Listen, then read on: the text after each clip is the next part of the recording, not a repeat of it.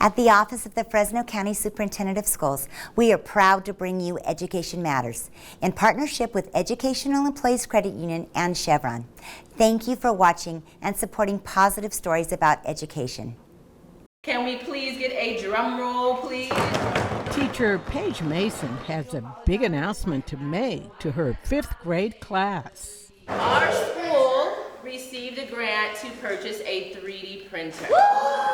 Mason teaches visual arts at Aspen Meadows Charter School and is always looking for opportunities to enhance students' learning. I think it will open a lot of doors to show different avenues of art and how fine art can still be used with a 3D printer, but for more of my mathematical or my scientific students, they will get a chance to design. The 3D printer is a new tool that has excited the entire staff of this public charter, which was established 8 years ago to service the needs of kids who live in Central Fresno. We have a very diverse population here. We do have about 26% of our students are homeless.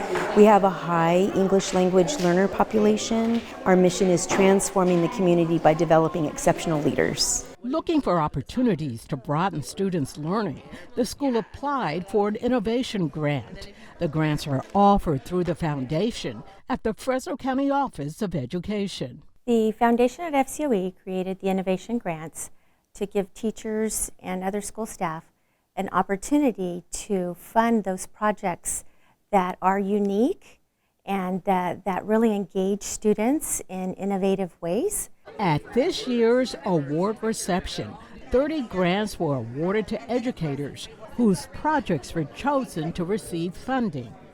Everything from supporting students' mental health to raising chickens. Sanger Unified teacher Tracy Tucker wants to increase family time at her school. I asked for grants to do art with the families, so they will come on campus and they will do art projects with the students.